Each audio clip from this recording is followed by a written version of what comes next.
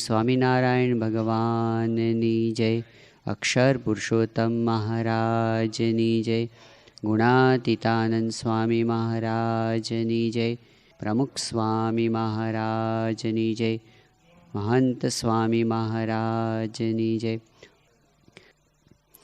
પ્રમુખ સ્વામી મહારાજ આ પૃથ્વી ઉપર પોતે પ્રગટ થયા અને આપણે વર્ષો સુધી એમની સાથે રહ્યા છીએ. બહુ નજીકથી આપણે એમને નિહાળ્યા છે, એમનો લાભ લીધો છે. ગુણાતીતાનંદ સ્વામીએ કીધું એમ કાનમાં વાતો કરી છે. સ્વામી કહે છે ને કે કોઈ કહેશે અક્ષરધામ કેવું હશે, તો ગુણાતીતાનંદ સ્વામી કહે કે આપણે તો મહારાજ જોયા છે, અક્ષરધામમાં રહેનારા દીઠા છે. અને સ્વામી કહે કે એમના દર્શન તો કર્યા છે પણ કાનમાં વાતો કરી છે. હવે તે જ દેખાતું નથી, એટલું બાકી છે. માટે આ સાધુ રહે છે એમાં જ ભગવાન રહ્યા છે, માટે વિશ્વાસ રાખજો, એમ સ્વામીએ સ્વરૂપ સમજાવ્યું. તો આપણે પ્રમુખ સ્વામી મહારાજની સાથે રહ્યા એ મનુષ્ય રૂપે આ લોકની અંદર પોતે રહ્યા, પણ મનુષ્ય નહોતા.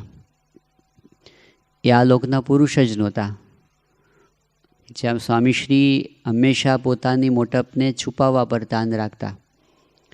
દરેક વખતે એને પોતાનું ઐશ્વર્ય સામર્થ્ય હોય તો એને છુપાવે, એની જાહેરાતો બહુ ન થવા દે. આપણે જાણીએ છીએ કે આ વખતના સ્વામિનારાયણ પ્રકાશમાં નવું આવ્યું ને લેટેસ્ટ, એની અંદર પ્રસંગ છે કે 77ની અંદર સ્વામીશ્રીએ પોતે અંટોલી ગામના એક હરિભક્ત હતા ભાઈલાલભાઈ, તો એમના માટે સ્વામીશ્રીએ આગલે દિવસે ફોન કરીને એમના દીકરાને કહી દીધું કે કાલ બપોરે 12 વાગે અમે તમારા પિતાશ્રીને ધામમાં લઈ જાશું, એને હોસ્પિટલમાંથી ઘરે પાછા લાવી દો. પછી મે મહિનો હતો તોય સ્વામીશ્રી કે એમનું અગ્નિ સંસ્કાર છે બાપુજીનો, એ ગામની બહાર ભાગોળે કરજો અને નવા પાણીથી સ્નાન કરાવજો. હવે મે મહિનામાં નવું પાણી વરસાદનું ક્યાંથી આવે? પણ એમને લઈ આવ્યા ઘરે અને ગામમાં બધે ચર્ચાનો વિષય બની ગયો કે બપોરે 12 વાગે ધામમાં જવાના છે.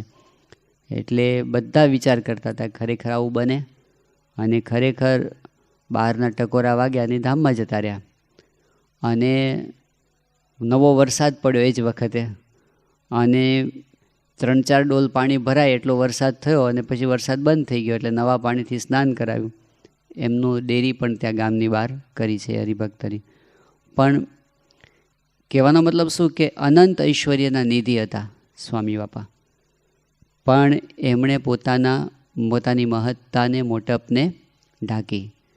એમના અનંત સદ્ગુણો હતા એ પણ એટલા બધા ઢાંકીને આપણી સાથે આપણા જેવા થઈને રહ્યા કે આપણને અનુસંધાન પણ ન રહે કે સ્વામી ક્યાં, એ તો માયા પરના પુરુષ છે અને આપણે કેટલા સામાન્ય છે એમની પાસે, એનું અનુસંધાન પણ ન રહે. એટલા બધા ઓતપ્રોત બાપા આપણી પાસે થઈ ગયા. આપણે એમને આગ્રહ કરીને વાત કરી શકીએ, આપણે દલીલો કરી શકીએ એમની સામે, એવી રીતે આપણા જેવા થઈને વર્ત્યા. પણ વચનામૃતની અંદર મહારાજે વાત કરી છે કે ભગવાન અને સંત એ એમનો આકાર અને આમ બીજા બધા મનુષ્ય હોય એના આકારમાં ઘણો બધો ફેર છે. આપણે વચનામૃતના આધારે સમજીએ તો 3 દ્રષ્ટિકોણથી આપણે સમજીશું કે એ જ્યારે જન્મ ધારણ કરે ત્યારે મનુષ્યની જેમ જ વર્તતા હોય, બધી ક્રિયાઓ કરતા હોય, પણ એમાં ફેર છે. એ કેવો ફેર છે? તો પહેલો દ્રષ્ટિકોણ છે વડતાલના 13મા વચનામૃતની અંદર. એમાં મહારાજે કહ્યું કે ભગવાનની મૂર્તિ, ભગવાન જ્યારે પ્રગટ હોય પૃથ્વી પર ત્યારે એની મૂર્તિમાં સહજ ચમત્કાર હોય. કેવો ચમત્કાર હોય? તો કોઈ મુમુક્ષુ હોય એ શ્રદ્ધાએ સહિત દર્શન કરે, એના પૂર્વ સંસ્કાર હોય તો એના ઇન્દ્રિયો અંતઃકરણ ખેંચાઈ જાય. એટલે કે એમની મૂર્તિમાં એવું દિવ્ય આકર્ષણ હોય. આપણે પ્રમુખ સ્વામી મહારાજમાં એ પહેલેથી અનુભવ થયો છે કે એમના સ્વરૂપમાં એક દિવ્ય આકર્ષણનો અનુભવ સૌને થતો.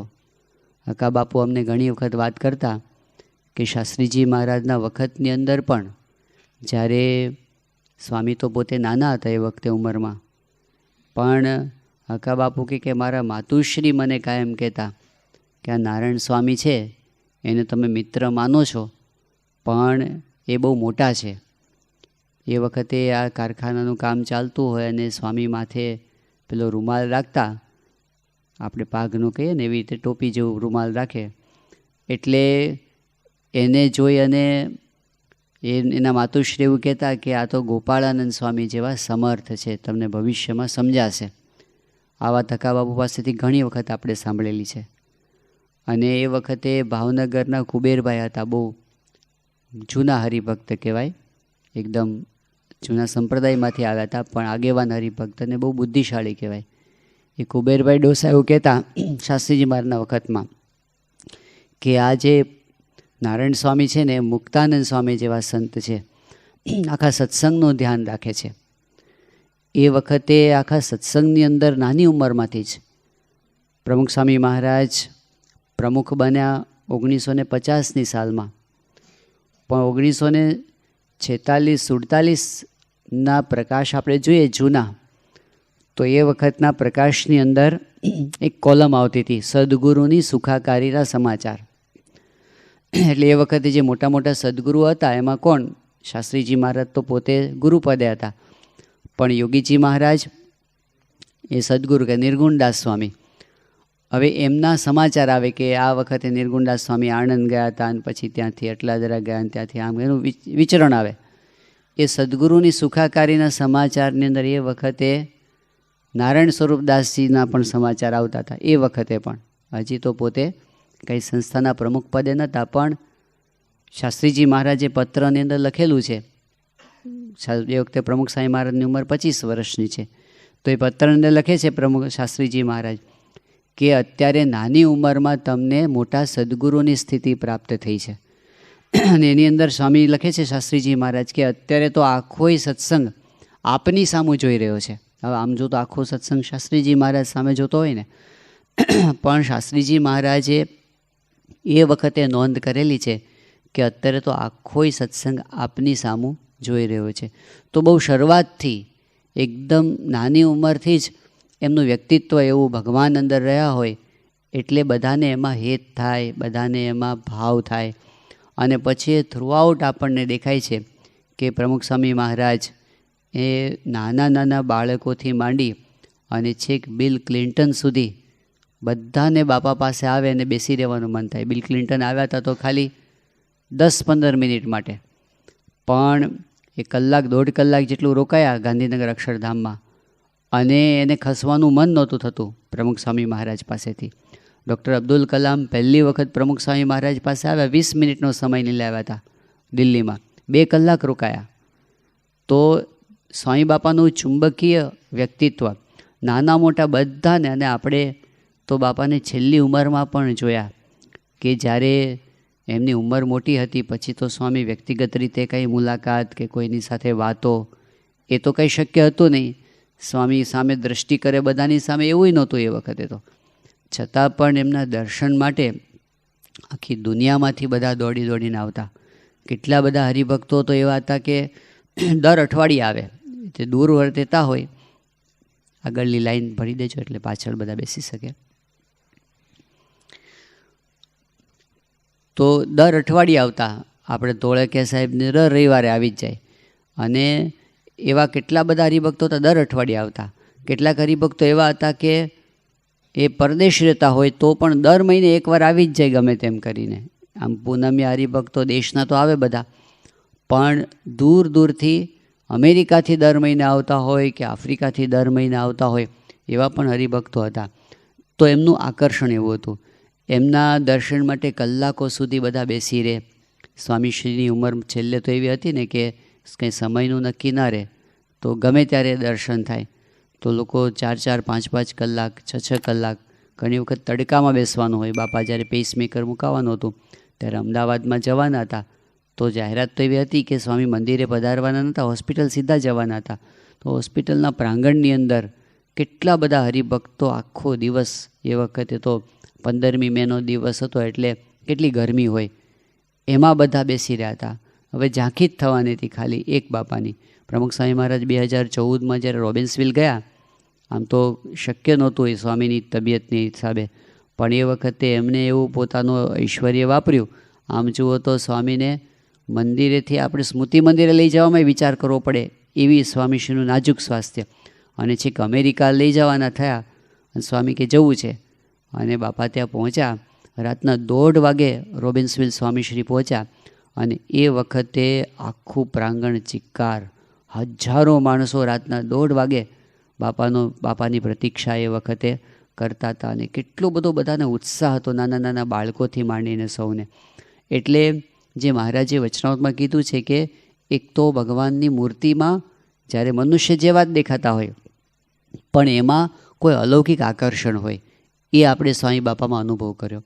બીજી વાત વચનામૃતમાં મહારાજે કરી છે એ છે પંચાળાનું 4થું વચનામૃત. પંચાળાના 4થામાં મહારાજે એક દ્રષ્ટાંત આપ્યું છે, પછી દ્રષ્ટાંત પરથી સિદ્ધાંત કાઢો. મૂળ તો ભગવાનની વાત કરવી છે, પણ મહારાજે વચ્ચે શંકરાચાર્યનું એક દ્રષ્ટાંત આપ્યું કે શંકરાચાર્ય હતા એ યોગી પુરુષ હતા. તો એ વખતે યોગી શંકરાચાર્યને મંડન મિશ્ર નામના એક એ વખતના મોટા વિદ્વાન એની સાથે શાસ્ત્રાર્થ થયો, અને શાસ્ત્રાર્થની અંદર મંડન મિશ્ર તો પોતે બહુ પ્રખર વિદ્વાન હતા, પણ એ હારવા માંડ્યા, અને છેલ્લે હારવાની અણી પર આવી ગયા ત્યારે એની પત્ની છે ને એ શાસ્ત્રાર્થમાં જોડાઈ ગઈ, અને કીધું કે હું આની અર્ધાંગીની કહેવાઉં મંડન મિશ્રની, અને મને જીતો ત્યારે તમે પૂરા જીત્યા કહેવાઓ. એટલે એ શાસ્ત્રાર્થમાં જોડાણી, પણ એણે પ્રશ્નો કેવા પૂછ્યા?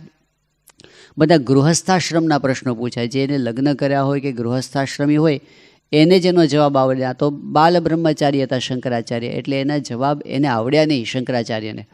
તો એણે કીધું કે મને એના માટે તમે સમય આપો, હું તમારા પ્રશ્નોનો જવાબ આપીશ. શંકરાચાર્ય એવું કીધું, અને એના માટે સમય લીધો એમણે.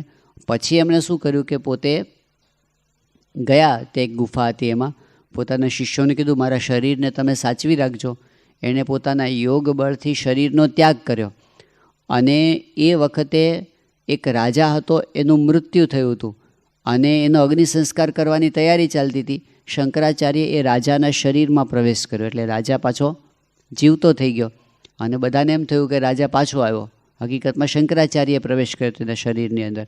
પછી તો બધું વાંચતે ગાજતે બધું પાછું બધા આનંદમાં આવી ગયા, અને બધું ચાલતું થયું. હવે બીજા બધાને તેમ જ લાગ્યા રાજા છે, પણ રાજાની જે રાણી હતી એને ખબર પડી ગઈ કે આ કોઈક યોગી આત્માએ પ્રવેશ કર્યો છે, કારણ કે એની જે ક્રિયાઓ છે ને એ બધી આમ જુદી લાગતી, અને જગતમાં આસક્તિ ન હોય એવી રીતે વર્તતા હતા. એટલે પછી રાણીએ કીધું કે તમે ખરેખર છો કોણ એ મને કહો. ત્યારે પછી શંકરાચાર્યએ કીધું કે હું તો શંકરાચાર્ય છું, આવી રીતે હું આવું શીખવા માટે મને આમાં આ દેહમાં આવ્યો છું. પછી એ રાણીએ એને બધા જ્ઞાન આપ્યું, અને પછી શંકરાચાર્યએ દેહનો ત્યાગ કરી દીધો, અને પાછો અહીંયા આવીને મંડન મિશ્રની પત્નીના પ્રશ્નોનો જવાબ આપ્યો. પણ આ દ્રષ્ટાંત મહારાજે ત્યાં આગળ આપ્યું છે વચનામૃતમાં. સિદ્ધાંત શું કહ્યો છે કે બીજા બધાને તો લાગતું હતું રાજા જેવો રાજા છે, પણ જે સાથે રહેનાર હતા અથવા બુદ્ધિશાળી હતા એને સમજાવ્યું કે આની ક્રિયામાં કંઈક જુદું છે, સામાન્ય મનુષ્ય જેવું નથી. એવી રીતે સત્પુરુષ હોય, ભગવાનનું સ્વરૂપ હોય, એ આપણે ખાતા હોય, પીતા હોય, હરતા હોય, ફરતા હોય, બધું જ કરતા હોય, પણ એમનું ખાવાનું આપણા ખાવા જેવું નથી. એ બુદ્ધિશાળી હોય તો ખબર પડે કે ના આ કંઈક જુદું છે. આપણે જે રીતે આસક્તિથી જમતા હોય એ રીતે એ નથી જમતા, એ જુદી રીતે જમે છે. બાપાની પાસે આપણે જાત જાતના થાળ હોય ને બધા મૂકવામાં આવતા હોય, આપણે બધાએ દર્શન કરેલા છે બાપાના ભોજનના દર્શન, પણ આપણે જોયું છે કે એમની જમવાની રીત અલૌકિક હતી. સ્વામીશ્રી આટલું બધું આમ થાળ પડ્યો હોય, પણ સ્વામીશ્રી જમતા હોય તો કેવી રીતે? પેલું કેરી હોય એનો રસ કાઢ્યો હોય તો સ્વામીશ્રી તો ખાખરો હોય એનો છેડો અડાડતા ખાલી, અને પછી આમ ખંખેરે પાછા. એ જમીને પૂરું કરે તો પણ અંદરથી કંઈ ઓછું ના થયું હોય. મિષ્ટાન સ્વામી રોજ જમે. શરૂઆત સ્વામી ઠાકોરજીના પ્રસાદ તરીકે મિષ્ટાનથી કરે, અને રોજ ત્યાં તો સ્વામી યાદ કરે, કદાચ ન મૂક્યો હોય તો સેવક સંતને કહે, પણ કેટલું જમે તો અંગૂઠો અને આંગળી બેથી આમ ચપટી લેતા સ્વામી. એટલે કંઈક જુદું લાગે. આઈસ્ક્રીમ જમવા માટે એકવાર બહુ આગ્રહ કર્યો બધા સંતોએ, સાંજે 4 વાગે લઈ આવ્યા હતા, પરદેશના સાધકોએ બનાવ્યો હતો.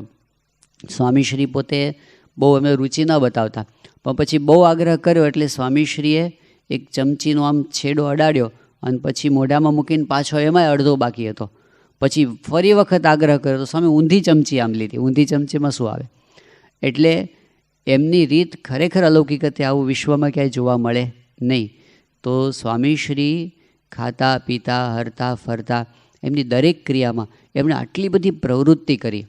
આપણે જોઈએ આટલી મોટી સંસ્થાનું સંચાલન કર્યું અને પછી એકદમ જાગ્રતપણે એક વસ્તુનું રિપોર્ટિંગ સ્વામીશ્રી પોતે લેતા અને ગાઈડન્સ આપતા હતા અને બધી એમને ખબર હોય, પરંતુ એમની રીત અલૌકિક હતી. જે દુનિયામાં સામાન્ય કોઈ વ્યક્તિ હોય અને વ્યવહાર ચલાવતો એવું નહોતું, કે કોઈ મોટા કંપનીના મેનેજર હોય એ ચલાવતો એવું નહોતું.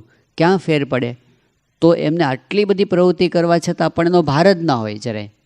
બાપા ત્યાં દિલ્હીમાં હતા અને આપણે પ્રસંગ જાણીએ છીએ કે સંતો સાથે ગોષ્ઠી થતી હતી. 2003ની સાલની વાત છે, ફેબ્રુઆરી મહિનામાં.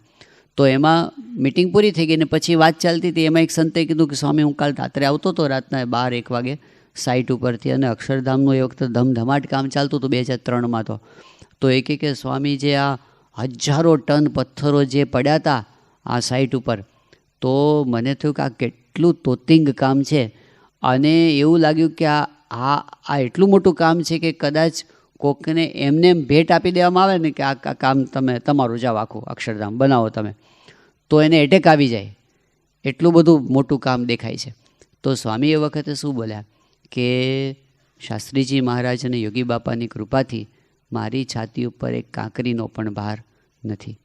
તો એ આવી રીતે જુદા પડતા હતા. આમ જુઓ તો પ્રવૃત્તિ સખત અને સતત કરી છે એમણે, પણ એમની રીત એ જુદી હતી. તો જે વસ્તુમાં આપણે જોઈએ ને એ બધામાં પોતે જુદા પડતા, કે આ કંઈક સામાન્ય વ્યક્તિ, એમાં ઐશ્વર્ય ચમત્કાર એ પોતે ઢાંકીને જ વર્તે. પણ એમાં મહારાજ કીધું છે વચરામૃતની અંદર ઐશ્વર્ય પ્રગટ થઈ જાય, કે ઢાંકીને વર્તતા હોય. પંચાળાના ચોથા મહારાજ કીધું છે કે તાન એવું હોય કે ઢાંકવું છે, પણ જ્યારે કંઈક ઉતાવળા થઈ જાય ત્યારે ઐશ્વર્ય પ્રગટ થઈ જાય. પણ એ પ્રગટ થઈ ગયા પછી પણ એ પાછા ફરી ઢાંકે એને, એ એમની અલૌકિકતા હતી. તો સ્વામીશ્રીએ ત્યાં તિથલની અંદર જન્મજયંતિ હતી, અને એ જન્મજયંતિનો કાર્યક્રમ કેવો હતો, આમ થીમ એવો હતો કે સ્વામિનારાયણ ભગવાનના વખતમાં જે હતું એ જ અત્યારે પ્રગટ છે. એટલે પ્રસંગ રજૂ થાય કે સ્વામિનારાયણ ભગવાનના વખતની અંદર જેવા પરિવર્તનો થયા હતા, તો પરિવર્તનનો એ વખતનો પ્રસંગ હોય, અને પછી અત્યારનો પરિવર્તનનો તાજો પ્રસંગ અને એના પ્રત્યક્ષ સાક્ષીઓ હોય એ આવીને પ્રસંગો કે. એવી રીતે જેવું મહારાજના વખતની અંદર હતું એ બધું આજે થઈ રહ્યું છે. એમાં એક વિષય એવો હતો કે મહારાજ અંતકાળે પોતે દર્શન આપીને ધામમાં લઈ જાય છે, અને એવી જ રીતે અત્યારે પણ ધામમાં લઈ જાય છે. એમાં જે પ્રસંગો રજૂ થાય એમાં અમદાવાદની અંદર નારાયણપુરા વિસ્તારના એક હરિભક્ત, અને એમનો પ્રસંગ રજૂ થયો કે એમના માતુશ્રીને ધામમાં લઈ જવાના હતા. ત્યારે સ્વામીશ્રી પોતે એની સામે જે મકાનમાં રહેતા હતા એ કોઈ સત્સંગી નહોતા, પણ એમને દર્શન થાય કે વહેલી સવારે 5 વાગે એકદમ પ્રમુખ સ્વામી મહારાજ ગાડીમાં આવ્યા, અને એમણે દર્શન કર્યા કે અત્યારે સ્વામી પધાર્યા છે, કે આટલા વહેલા કેમ આવ્યા હશે. અને પછી થોડી વારે ખબર પડી કે એમના માતુશ્રી ધામમાં ગયા છે. દિવ્ય દર્શન હતા. પણ એ બધો પ્રસંગો રજૂ થયા પછી જ્યારે સભા તો પૂરી થઈ ગઈ આખી, અને બાપા જ્યારે ગાડીમાં બેસીને પાછા જતા હતા, પરમાનંદ સ્વામી એ વખતે બાપાની સેવામાં હતા રિપોર્ટ લેખનની અંદર.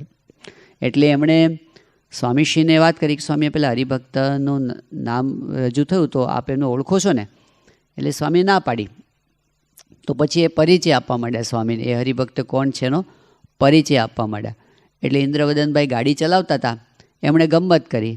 એમણે કીધું કે સ્વામી, હવે તમે ધામમાં લેવા ગયા હતા અને તમે ઓળખતા નથી, એ કેવી રીતે બને? એટલે સ્વામી એ વખતે એમના હાથ ઉપર આમ પોતાનો હાથ માર્યો, અને સ્વામી કહે તું સમજ, એ તો મહારાજ લેવા માટે ગયા હોય, પણ સંત સાથે હેત હોય એટલે સંત સ્વરૂપે દર્શન આપે. બાકી જે લેવા માટે જાય છે મહારાજ પોતે જ લેવા માટે જાય છે. એટલે પોતાના જ ઐશ્વર્યનો પ્રસંગ હોય એને પણ પોતે ઢાંકી દે. જ્યારે લંડનમાં QPR સ્ટેડિયમમાં સ્વામીએ વરસાદ અટકાવ્યો અને બધાએ પરચાનો અનુભવ કર્યો કે આ સુવર્ણતુલા આવીને શક્ય જ ના બનત, અને આખા લંડનમાં ધમધોકાર વરસાદ, અને આટલામાં જ નહીં, આગાહી હોવા છતાં પણ.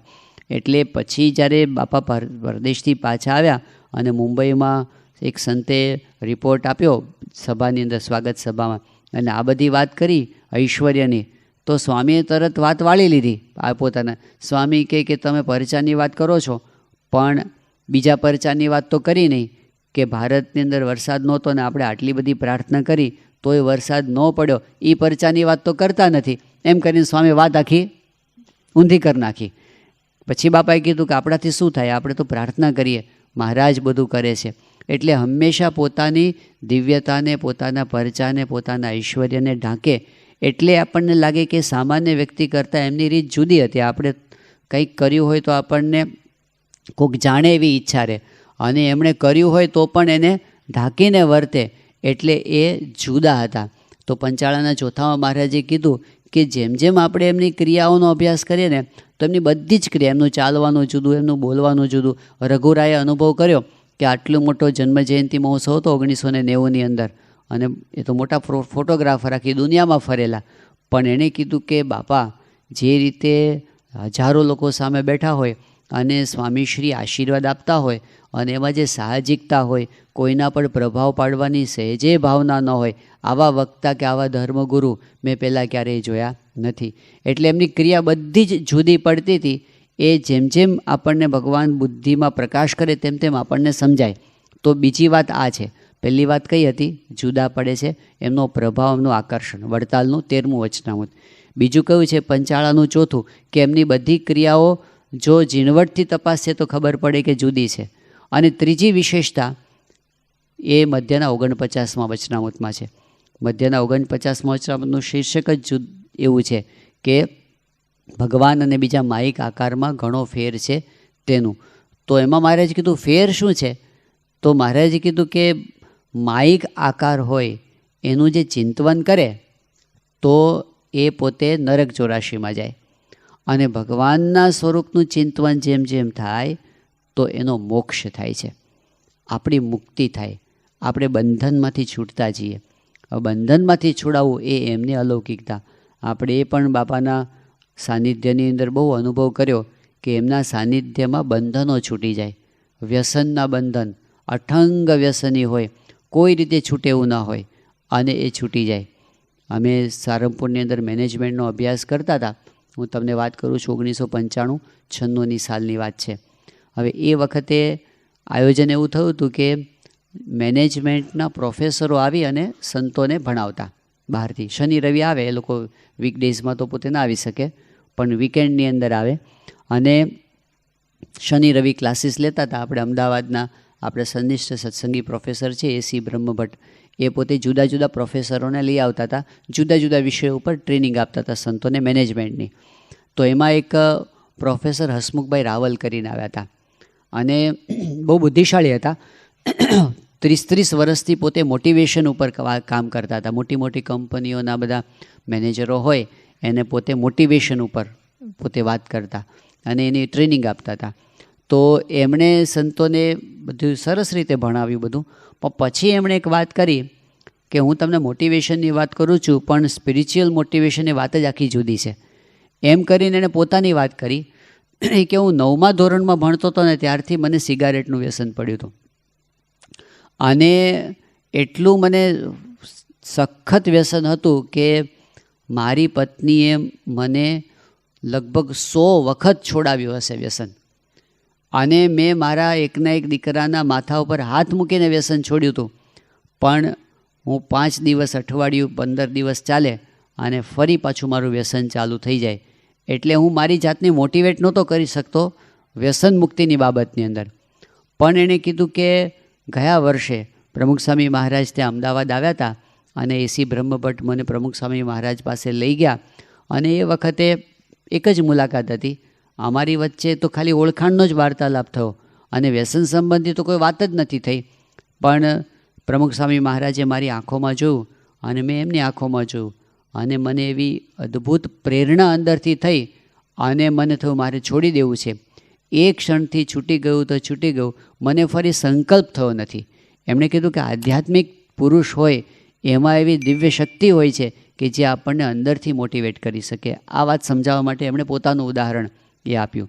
તો આપણે બાપાના જીવનમાં જોયું કે જે કોઈ રીતે છૂટે એવું ન હોય એવું બંધન એમના સાનિધ્યમાં, એમની કૃપાથી, એમની દૃષ્ટિથી એ છૂટી જાય.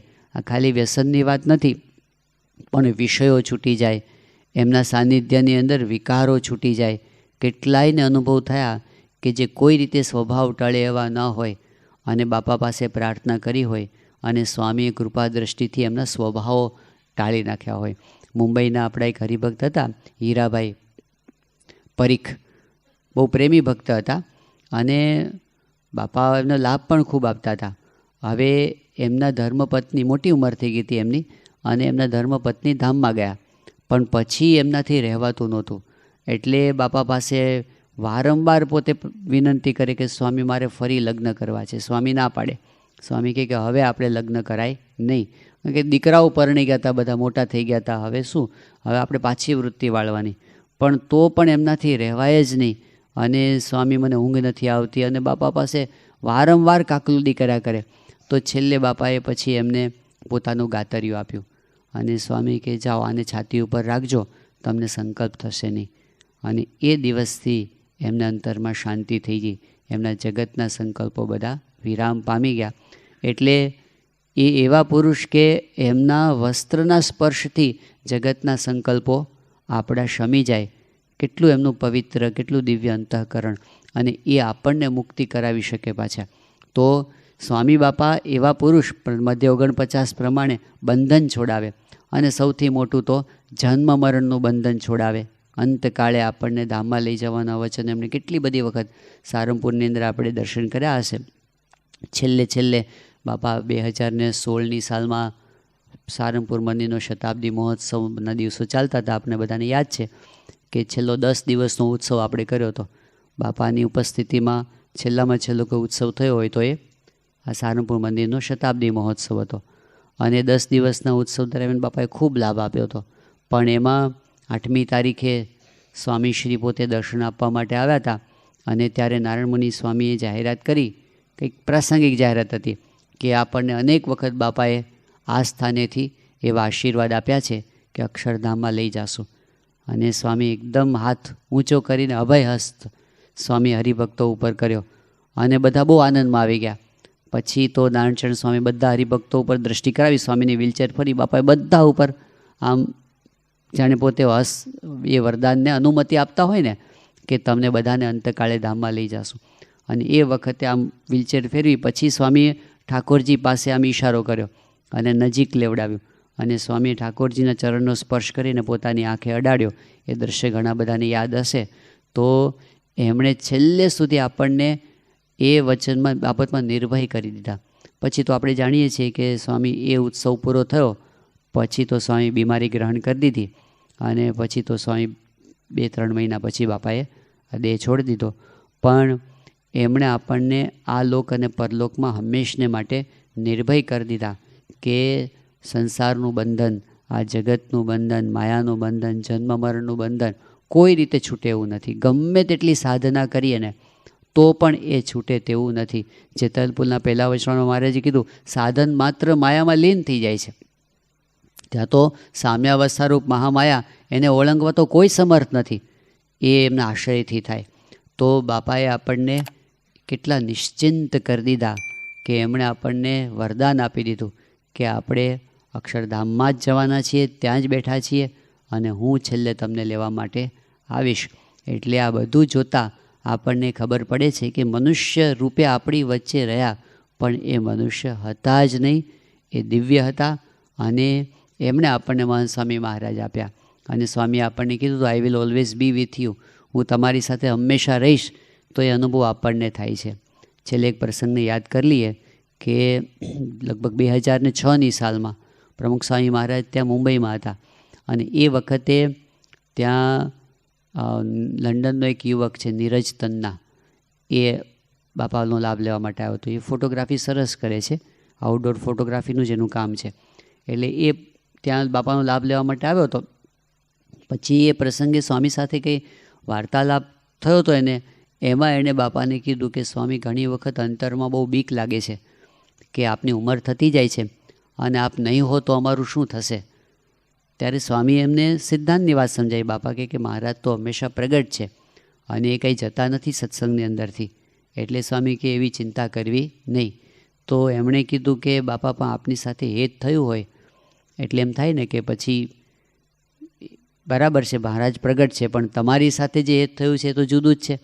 તો સ્વામી એ વખતે શું બોલ્યા કે બીજા જે આવશે ને એમાં પણ આવું જ હેત થઈ જશે, એવું સ્વામી એમને વચન આપ્યું કે આશીર્વાદ આપ્યા. તો આજે આખા સત્સંગની અંદર આપણને બધાને મહંત સ્વામી મહારાજમાં જે હેત થઈ ગયું છે, આ કંઈ સાધારણ ઘટના નથી. આ બહુ જ મોટી વૈશ્વિક આધ્યાત્મિક ઘટના છે. એ કંઈ આપણી સાધનાથી નથી થયું, આપણે શું સાધના કરી, પણ એ પ્રમુખ સ્વામી મહારાજના આશીર્વાદ છે, એમનો સંકલ્પ છે ને, એટલે આપણને બધાને મોટા મોટા સદગુરુ સંતોથી માંડી અને નાના નાના બાળકો સુધી બધાને જે મહંત સ્વામી મહારાજમાં એવું ને એવું હેત થઈ ગયું. તો એ કંઈ આપણે નથી કર્યું, એ પ્રમુખ સ્વામી મહારાજે કરાવ્યું છે, એમની કૃપાથી થયું છે. એ બધાના અંતરમાં રહી અને આપણું જોડાણ કરાવે છે. એટલે એ રીતે પણ આપણી સાથે અખંડ પોતે રહ્યા છે. તો આ પ્રમુખ સ્વામી મહારાજના શતાબ્દી મહોત્સવે આજે આપણે ધનુર્માસ નિમિત્તે આખો મહિનો આપણે આ સાંભળવાના છીએ, પણ આપણે એક વિશેષ એ વસ્તુ આપણે રાખવી જોઈએ. સાંભળીએ છીએ ઘણું બધું, પણ રોજ એકાદ પ્રસંગ એવો હોય કે જેના ઉપર આપણે હરતા ફરતા પણ મનન કરીએ તો આપણને ઘણું મળશે. અને એમાં પણ વિશેષ તો એ કે આ ગુરુ મહિમા પ્રવર્તાવવાનો સમય છે ને, એટલે આપણે શેર કરીએ. અહીં બધા ઘરેથી બધા નથી આવી શકતા, આપણે આવ્યા હોઈએ તો ઘરના જે બાકી સભ્યો હોય તો આપણે એને એકાદ બે વસ્તુ જે આપણને ગમી ગઈ હોય ને સવારની કથામાંથી, તો આપણે એ બધાને કહીએ, આપણા મિત્રોને કહીએ, દુકાને બેઠા હોઈએ કે આપણા ઓફિસે હોઈએ તો આપણી સાથેવાળાને કહીએ. ટેવ પાડવી પડશે. આપણને શું છે, ક્રિકેટની વાત કરવી સ્વાભાવિક છે, રાજકારણની વાત કરવી સ્વાભાવિક છે, એ વાત તરત ચાલુ થઈ જાય. અને આ વાત આપણને ટેવ નથી, એટલે આવી વાત શરૂ કરવી હોય તો આઈસ બ્રેક કરતાં જ વાર લાગે, ક્યાંથી વાત શરૂ કરવી, કેવી રીતે કરવી. પણ એક વાત હિંમત કરીને હવે તો આપણે આ વર્ષે નહીં કરીએ તો ક્યારે કરશું. હવે આ તો શતાબ્દી આવી ગઈ હવે, અને આ વરસ છે. બાપાએ ત્યાં દ્વિશતાબ્દી વખતે બાપા બોલ્યા હતા, સ્વામી કે લગ્ન વખતે ગીત નહીં ગાવ તો ક્યારે ગાશો, એવું સ્વામી કીધું હતું. આ તો ખરેખર લગ્ન આવી ગયા છે હવે, એટલે આપણે પ્રેક્ટિસ કરીએ. આખો મહિનો અહીંયા આપણે જેટલા બેઠા છીએ ને, એટલે આપણે નક્કી કરીએ કે સવારે જે ધનુર્માસની કથામાં આપણે જે સાંભળ્યું છે એમાંથી જે એક પ્રસંગ, વધારે નહીં તો એક, પણ એક એવો લઈને જઈએ કે એ આપણને યાદ આવ્યા કરે ને આપણે બીજાને કહીએ દિવસ દરમિયાન, 2 જણને 4 જણને 5 જણને, તો આપણને એનાથી અંતર ભરેલું લાગશે. બાપા આપણી સાથે છે એવો અનુભવ થશે. અને ખાસ તો આપણી ગુરુ ભક્તિ, ગુરુ મહિમા પ્રવર્તનની ભક્તિ આપણાથી થઈ શકશે. તો એવી ભક્તિ આપણે કરી શકીએ, એ જ મહારાજને સ્વામી બાપાના ચરણોમાં પ્રાર્થના.